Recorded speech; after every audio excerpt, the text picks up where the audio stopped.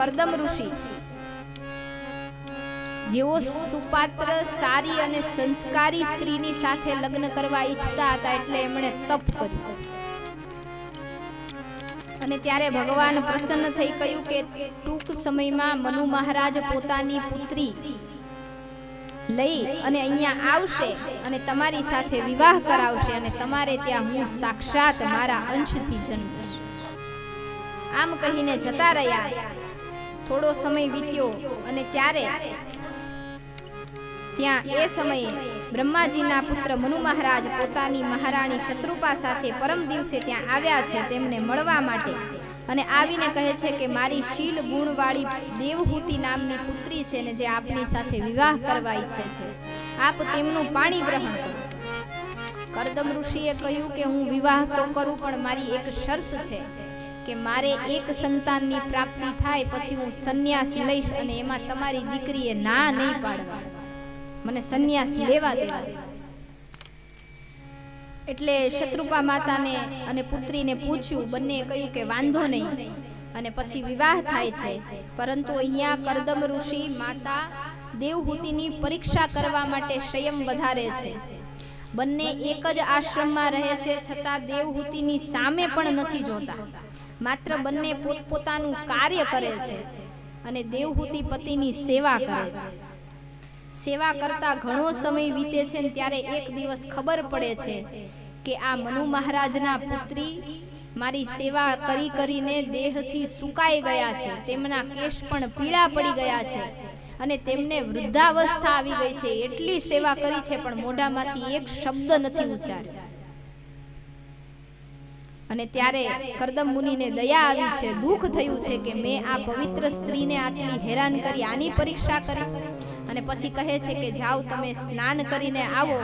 જેવા જ સરોવરની અંદર સ્નાન કરે છે કે જ્યારે લગ્ન થયા ને જેવા હતા એવા ને એવા થઈ ગયા તપસ્યાના પ્રભાવે। પણ અહીંયા એક જ્ઞાન આપણે સૌએ લેવાનું છે કે જે દીકરીઓના લગ્ન થાય તો એ લોકોએ ત્યાં સાસરે જાય એટલે મમ્મીને ફોન ન કરવો કે મમ્મી અહીંયા તો એસી નથી, મારી સાસુ સવારમાં ચાય નથી બનાવતા, ઈ મારે બનાવવાની, અને મારા ઘરે તો મમ્મી તમે બેડ ટી પહોંચાડી દેતા હતા।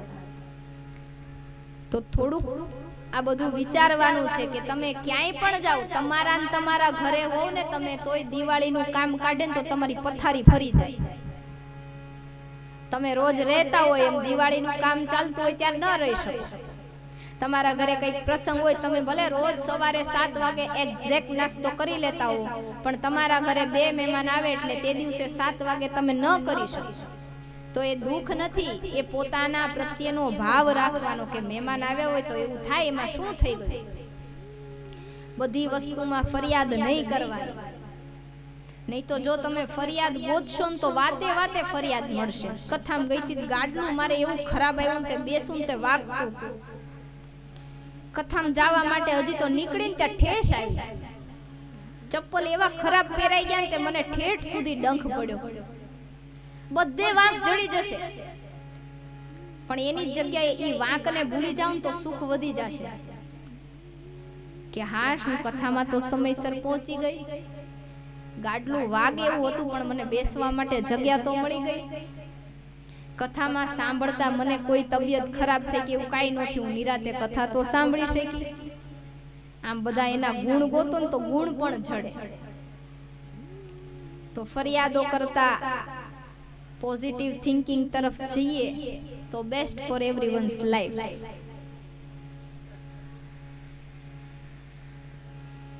Everybody's are changed for her thinking, then he was not have any issues, but everybody's all time think about why everybody is not like behave that। અરે તમે વિચારો છો એમ બીજા ન વર્તે, તમારી ઈચ્છા અનુસાર બીજા કેવી રીતે વર્તી શકે। તમને એમ હોય કે મારી સાસુ મને દીકરી જેમ સાચવે એવા હોવા જોઈએ તો સામે તમે એની દીકરી થઈને તમારી માં જેમ સેવા તો કરો। તમારી મમ્મીને કોઈ દિવસ કઈ કીધેલું કઈ કરેલું તો તમારી સાસુને એમ સાચવો। એટલે બધાને બુદ્ધિથી પરિવર્તિત થવાનું છે। તો અહીંયા માતા દેવહૂતિએ એક શબ્દ નથી કહ્યો અને એ જ સાચી પતિની સેવા છે। રામચરિતમાનસમાં લખ્યું છે કે પતિ અંધ હોય, વૃદ્ધ હોય, ગરીબ હોય, રોગી હોય, વ્યસની હોય, દુષ્ટ કર્મ કરનારો ગમે તેવો હોય, પણ એમ છતાંય પત્નીએ પતિને અનુરૂપ રહેવું.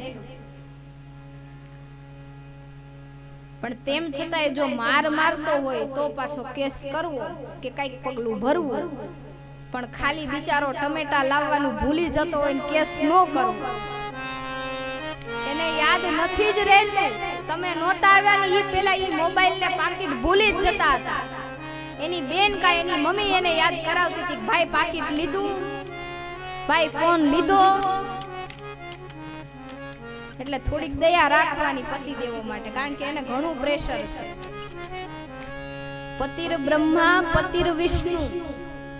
આજે સતી નારીઓ છે, પતિવ્રતા સ્ત્રીઓ છે, એના માટેનો મંત્ર છે કે એને એકય દેવી દેવતાની પૂજા કરવાની જરૂર નથી, એને તીર્થયાત્રાએ જવાની જરૂર નથી, એને કોઈ દાન પુણ્ય ધર્મ જપ તપ કાંઈ કરવાની જરૂર નથી જો એક પતિની સેવા શુદ્ધ ભાવથી કરે.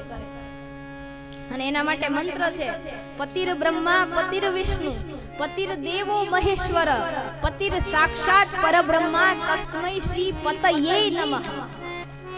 મારા માટે મારું સર્વસ્વ મારો પતિ છે. અને આમ એકબીજાના પ્રત્યે રહેશો તો દુનિયા જલશે તમારાથી.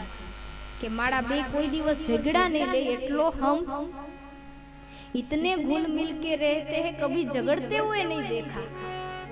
तो जाता क्या है, बस छोटी हमेशा जिद कहाँ होती है. पत्नी ये सोचती है कि मेरा कहा क्यों नहीं होगा, मैं उसकी पत्नी हूँ तो वो मेरा पति नहीं है.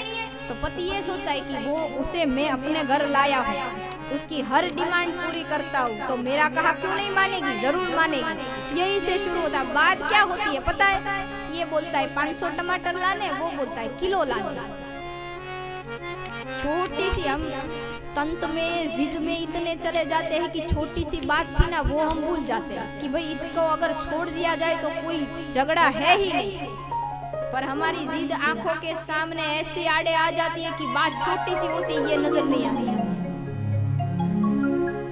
और कभी देखना, सचमुच में देखना कि घर पे कोई छोटी सी बात हो और कोई बात नहीं, तुझे ऐसा करना है, 3 बार ऐसा बोलोगे ना जिंदगी भर तुम्हें नहीं बोलेंगे कि भाई तू मेरा कहा मान, तुझे ऐसा करना है, चल मैं कर देता हूँ. अरस परस स्नेह भाव रखने की जरूरत है. एक गांव में गए तो बोला मेरी पत्नी तो मेरा सारा कहा मानती है. मैं बोलूं साबुन लाओ तो साबुन लाती है, मैं बोलूं पानी लाओ तो पानी लाती है. तो हमने पूछा कब लाती है, बोले मैं बर्तन धोऊं ना तब.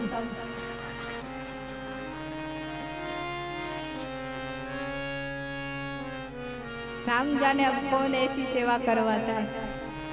एक बार एक पति बहुत परेशान हो गया अपनी पत्नी से, बोले मैं थक गया हूँ तेरे कपड़े धो धो कर, रोज उठ के मुझे ही मशीन में डालने पड़ते, मुझे ही सुखाने पड़ते, मुझे तुझसे अब तलाक चाहिए, मुझे तेरे साथ रहना ही नहीं. मैं अभी जा रहा हूँ वकील से मिलने के लिए. अभी अपॉइंटमेंट ली और मिलने के लिए गया तो वकील साहब ऑफिस में, घर पे ही ऑफिस बनाई थी पर ऑफिस में नहीं थे, तो फोन किया कि मैं आपकी ऑफिस में बैठा हूँ, आप कब आ रहे हो. बोले बर्तन धो रहा हूँ, धो के आता हूँ. वो वापस आया घर पे आके बैठ गया. बोले पत्नी ने पूछा कि डिवोर्स के पेपर नहीं लाए, बोले नहीं. बोले क्यों, मुझे नहीं लेना तुझसे डिवोर्स. पर ऐसा क्या हो गया, बोले मैं जहाँ गया वो खुद वकील बर्तन धोता है, वो मुझे क्या न्याय दिलाएगा. ये तो केवल मनोरंजन के लिए है, और सभी यहाँ पर सारे पति पत्नी एक दूसरे के अनुरूप रहते हैं, तभी तो इतनी सारी संख्या में पति पत्नी साथ में यहाँ पर. और महिलाएं इतनी सारी कथा में आई है, इसके पीछे का कारण क्या है, पतिदेव ने आज्ञा दी है कि जा, तुझे खुशी मिलती है तो जा, कोई बात नहीं. वरना कुछ पति ऐसे भी होते हैं कि नहीं जाना है तो बेचारी नहीं आ सकती. तो यहाँ पर करदम मुनि ने माता देवहूति को जल में स्नान करने के लिए भेजा, और वो जैसे ही बूढ़ी हुई थी वैसे ही फिर से युवान हो गई. और आए और तब ऐसा दिव्य विमान बनाया कि उसमें सारी सुख सुविधाएं थी कि जितना दुख दिया है ना अब उतना ही सुख दूंगा.